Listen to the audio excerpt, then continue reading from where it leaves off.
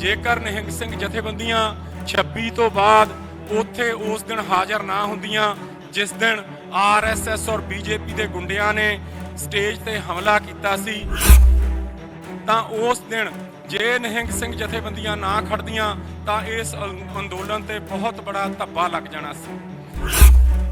ये तुहानू मैं दसदा कि किते अजिही गल ना होवे कि अज एक अमन सिंह है कल नूं दूसरा कोई होर अमन सिंह बन जाए। इस गल ते भी आपां नूं डट के स्टैंड लेना पऊगा। असी तन मन धन सारा कुछ तुहाडे पिछे वार देंगे, तुसी पिछे ना हटिओ। तुसी इत्थों एक काल दे दिओ तां सारे दा सारा पंजाब, सारे दे सारे पंजाब दे नौजवान इत्थे आके फेर हाज़र होणगे। परम सत्कारयोग गुरु प्यारी साध संगत जी, अज निहंग सिंह जथेबंदियां दे सद्दे ते आपां सारे इत्थे आए हैं। निहंग सिंह जथेबंदियां ने सद्दा दिता सी कि सानू आके इत्थे दस्सिया जावे कि असीं बॉर्डर ते रहीए जां इत्थों चले जाइए।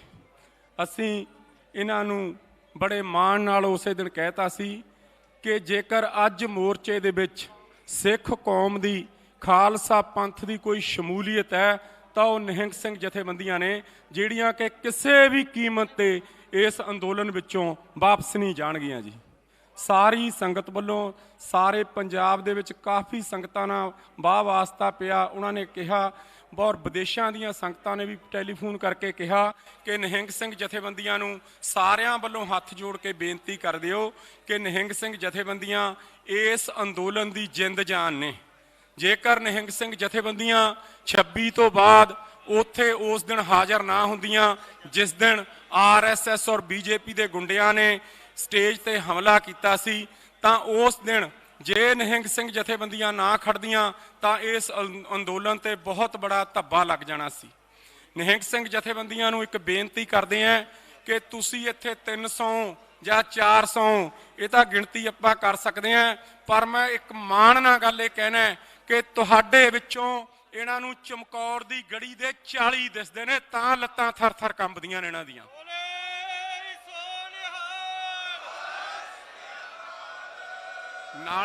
ਨਾਲੇ ਜਿਹੜਾ ਇਹ ਅੰਦੋਲਨ ਹੈ ਇਹ ਕਿਸੇ ਦਾ ਨਹੀਂ ਹੈਗਾ, ਪੂਰੇ ਪੰਜਾਬ ਚੋਂ ਸ਼ੁਰੂ ਹੋਇਆ ਸੀ। सिख कौम ने लीड करी सी।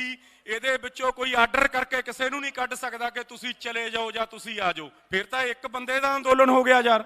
निहंग सिंह जथेबंदियां गुरु गोबिंद सिंह महाराज दियां लाडलियां फौजां ने, इन्हां नूं नहीं कोई ਕੱਢ सकता। मत समझे ये भरम कोई भी ना पाले, चाहे स्टेट है चाहे कोई जथेबंदियां ने कि निहंग सिंह जथेबंदियां इत्थों जाणगियां। पूरी सिख कौम पूरा खालसा पंथ निहंग सिंह जथेबंदियां दे नाल है। जो ये हुक्म करनगियां इन्हां दे हर हुक्म नूं सिर मत्थे प्रवान किया जाऊगा। जेकर तुहानूं लग्गिया कि मोर्चे दे विच संगत दी जिहड़ी हाज़री है वो घट रही है तां तुसीं इत्थों एक काल दे दिओ तां सारे दा सारा पंजाब, सारे दे सारे पंजाब दे नौजवान इत्थे आके फेर हाज़र होणगे। सारे दे सारे सिख, सारे नौजवान, सारियां जथेबंदियां, पंथक जथेबंदियां सारियां तुहाडे नाल ने। और मोर्चे दे विच जे अज सिख कौम की शमूलीयत है तां सिर्फ ते सिर्फ निहंग सिंह जथेबंदियां करके है। और सारी सिख कौम तुहाडे ते इस गल दा माण करदी है।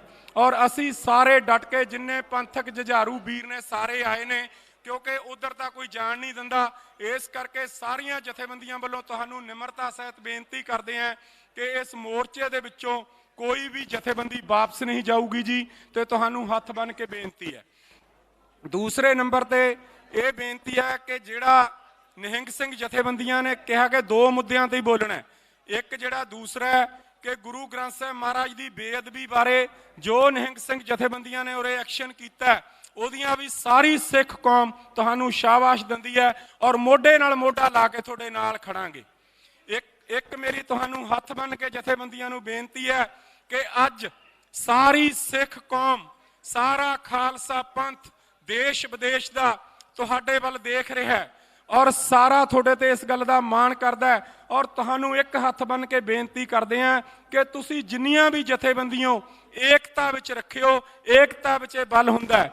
और एक तुहानूं इत्थे होर गल दसदा मैं कि ਬਾਬਾ ਅਮਨ ਸਿੰਘ ਉਹਨਾਂ ਨੂੰ ਵੀ ਪਰਚੇ ਦੇ ਵਿੱਚ ਪਾ ਦਿੱਤਾ ਗਿਆ। ਇਹ ਬੜੀ ਗੰਭੀਰ ਗੱਲ ਹੈ। ਜਿਨ੍ਹਾਂ ਬੰਦਿਆਂ ਨੇ ਉਸ ਵਿਅਕਤੀ ਦਾ ਸੌਦਾ ਲਾਇਆ ਸੀ ਜਿਹੜਾ ਗੁਰੂ ਗ੍ਰੰਥ ਸਾਹਿਬ ਮਹਾਰਾਜ ਦੀ ਬੇਅਦਬੀ ਕਰਨ ਆਇਆ ਸੀ, ਉਹਨਾਂ ਨੇ ਜਾ ਕੇ ਆਪ ਪੇਸ਼ ਹੋ ਗਏ। ਤੇ ਹੁਣ ਤਾਂ ਇਹਨਾਂ ਨੇ 120 ਵੀ ਲਾਈ ਹੋਈ ਹੈ। ਕਿਤੇ ਅਜਿਹੀ ਕੋਈ ਗੱਲ ਨਾ ਹੋ ਜਾਵੇ ਕਿ ਕੱਲੇ ਕੱਲੇ ਨੂੰ ਕਰਕੇ ਸਾਰਿਆਂ ਦੇ ਨਾਂ ਪਾ ਕੇ ਇਹਨਾਂ ਨੂੰ ਪਤਾ ਕਿ ਖਾਲਸਾ ਪੰਥ ਪਿੱਛੇ ਖੜ ਗਿਆ ਨਿਹੰਗ ਸਿੰਘ ਜਥੇਬੰਦੀਆਂ ਦੇ, ਗੁਰੂ ਗੋਬਿੰਦ ਸਿੰਘ ਮਹਾਰਾਜ ਦੀਆਂ ਲਾਡਲੀਆਂ ਫੌਜਾਂ ਨੇ, ਕਿ ਕੱਲੇ ਕੱਲੇ ਨੂੰ ਕਰਕੇ ਜਥੇਬੰਦੀ ਦੇ ਜਿਹੜੇ ਮੇਨ ਆਗੂ ਨੇ ਕਿਤੇ ਉਹ ਇਹ ਕਾਨੂੰਨੀ ਅੜਚਣ ਚ ਨਾ ਅੜਜਾ ਲੈਣ। ਇਹ ਤੁਹਾਨੂੰ ਮੈਂ ਦੱਸਦਾ ਕਿ ਕਿਤੇ ਅਜਿਹੀ ਗੱਲ ਨਾ ਹੋਵੇ ਕਿ ਅੱਜ ਇੱਕ ਅਮਨ ਸਿੰਘ ਹੈ, ਕੱਲ ਨੂੰ ਦੂਸਰਾ ਕੋਈ ਹੋਰ ਅਮਨ ਸਿੰਘ ਬਣ ਜਾਵੇ। ਇਸ ਗੱਲ ਤੇ ਵੀ ਆਪਾਂ ਨੂੰ ਡਟ ਕੇ ਸਟੈਂਡ ਲੈਣਾ ਪਊਗਾ।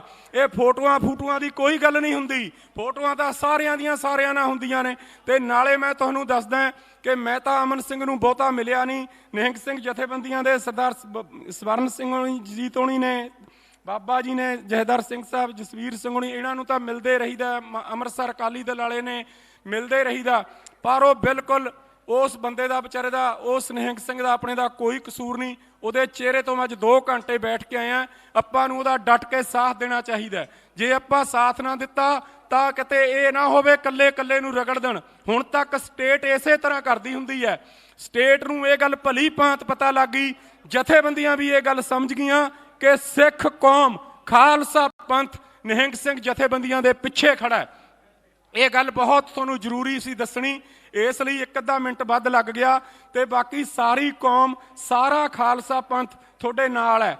ਜਿਸ ਕਿਸੇ ਕਿਸਮ ਦਾ ਵੀ ਤਨ ਮਨ ਧਨ ਜੋ ਜਥੇਬੰਦੀਆਂ ਕਹਿਣਗੀਆਂ ਸਾਰਾ ਵਾਰ ਦਿਆਂਗੇ। ਪਰਵਾਹ ਨਾ ਕਿਸੇ ਗੱਲ ਦੀ ਕਰਿਓ। ਸਟੇਟ ਦੇ ਨਾਲ ਜੇ ਟਕਰਾ ਸਕਦੀਆਂ ਨੇ ਤਾਂ ਗੁਰੂ ਕੀਆਂ ਲਾਡਲੀਆਂ ਫੌਜਾਂ ਨੇ, ਗੁਰੂ ਗੋਬਿੰਦ ਸਿੰਘ ਮਹਾਰਾਜ ਦਾ ਹੱਥ ਹੈ ਤੁਹਾਡੇ ਸਿਰ ਤੇ, ਤੁਸੀਂ ਟਕਰਾ ਸਕਦੇ ਹੋ। ਔਰ ਇਹਨਾਂ ਨੂੰ ਇਹ ਵੀ ਪਤਾ ਕਿ ਜੇ 40 ਸਿੰਘ 10 ਲੱਖ ਦੀ ਫੌਜ ਨਾਲ ਚਮਕੌਰ ਦੀ ਗੜੀ ਵਿੱਚ ਉਸ ਗੁਰੂ ਦੇ ਆਸਰੇ ਟਕਰਾ ਗਏ ਸੀ ਤਾਂ ਫਿਰ ਇਹ ਦਿੱਲੀ ਤਖਤ ਨੂੰ ਕਈ ਵਾਰ ਇਹਦੀਆਂ ਜੜ੍ਹਾਂ ਆਪਾਂ ਹਿਲਾਈਆਂ ਨੇ। ਸੋ ਇਸ ਵਾਰ ਨਿਹੰਗ ਸਿੰਘ ਜਥੇਬੰਦੀਆਂ ਇੱਥੇ ਹੀ ਡਟ ਕੇ ਰਹਿਣ ਔਰ ਸਾਰੇ ਇਸ ਕਿਸਾਨੀ ਸੰਘਰਸ਼ ਦੀ ਤੁਸੀਂ ਡਟ ਕੇ ਹਮਾਇਤ ਕਰੋ। ਬਲਕਿ ਤੁਹਾਨੂੰ ਇਹ ਕਹਿੰਦੇ ਆ ਕਿ ਤੁਸੀਂ ਸਭ ਤੋਂ ਮੂਹਰੇ ਬੈਠੇ ਹੋ, ਸਭ ਤੋਂ ਮੂਹਰੇ ਬੈਠਣ ਵਾਲਾ ਹੀ ਲੀਡ ਕਰਦਾ ਹੁੰਦਾ ਔਰ ਤੁਸੀਂ ਲੀਡ ਕਰ ਰਹੇ ਹੋ। ਔਰ ਖਾਲਸਾ ਪੰਥ ਤੁਹਾਡੇ ਨਾਲ ਹੈ। ਸਾਡੀ ਜਥੇਬੰਦੀ ਹੈ ਤਾਂ ਛੋਟੀ, ਵਾਰਸ ਪੰਜਾਬ ਦੇ, ਅਸੀਂ ਤਨ ਮਨ ਧਨ ਸਾਰਾ ਕੁਝ ਤੁਹਾਡੇ ਪਿੱਛੇ ਵਾਰ ਦਿਆਂਗੇ। ਤੁਸੀਂ ਪਿੱਛੇ ਨਾ ਹਟਿਓ।